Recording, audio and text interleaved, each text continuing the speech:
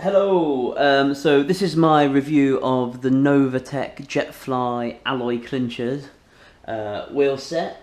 I've been riding on them for about 10 months, probably done 3,000-ish kilometres. I paid £316 for the wheel set from Wiggle. That does include Wiggle Platinum discount. They do retail at £360 when full price. At the time, when I bought them, they were the lightest alloy clinchers I could find anywhere near that price. To get them, the pair weigh 1,435 grams, and to get anything down in that sort of region below 1.5 kilos, you were looking at over £400, and in many cases significantly over £400. And they had really quite good reviews, so I thought I'd never heard of Novatec. They're certainly not one of the bigger companies, and I was replacing some Fulcrum Quattro wheels, which were also semi-aero like this, so I thought I'd give them a go. Front wheel weighs 615 grams and the rear 820. I did do an unboxing video over on my other channel when I bought these, and I weighed them out of the box, and they were pretty much spot on. I'll put the link to that video in the description. They're semi-deep, so they're 32mm deep, so they're semi-aero. Not that it really makes too much difference, to be honest, unless you're going really deep or getting a disc wheel. And you're riding very fast, the difference is negligible. Always take that sort of information with a pinch of salt. One of the other good things about them is that they're tubeless ready. I've never set them up in tubeless, but they did come with the valve adapters if you did want to do that. I could never be bothered with the mess and the sort of the effort to get them set up as tubeless, but that's an option there if you want to give them a whack.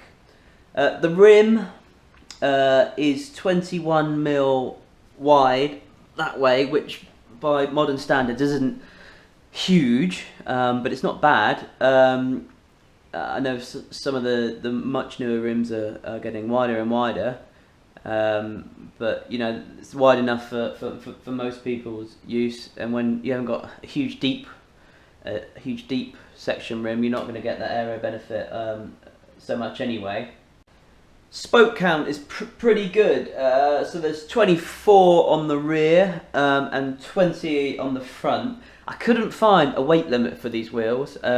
If you are a heavy rider, if you're sort of above 90 kilos, you might want to consider a different option. Personally, I've been riding these when I was about 80-ish kilos. I'm 75 now. I've never had any issues at all with spokes, and I've never trued them. They're still absolutely perfect out the box, which is fantastic. I've never serviced the hubs or anything. I'm going to do that in the next few weeks before I start doing some seriously long rides. In preparation for John O'Groats to Land's End, but they've been absolutely rock solid. I'll just show you, if I can, how true they still are. So far, you see, there's absolutely nothing in that really. For you know, they're well used set of wheels. What else have I got to say? They came with 4 spare spokes, which I thought was quite nice. I know sometimes spokes can be quite hard to come by, so that was good. They were just included in the box. They're pretty stiff. I do very occasionally get a tiny bit of brake rub on the back wheel when I'm stood up and putting out quite a bit of power through the pedals. But not much, and I've experienced much worse in much heavier wheel sets. So it's not a complaint. It's just what happens. And the hubs seem pretty good as well. certainly the rear hub and the free hub body seems good, and if you let them roll, they do seem to go for an age, particularly the front one, even now. And on top of that as well, I think they look quite cool. So I know not everyone's as vain as I am about being on the bike, but yeah, I do think they look quite nice. Just the sort of nondescript black and white detailing they've got on there, as well as the couple of silver spokes either side of the valve there. I think that's quite a nice touch. Highly recommend them.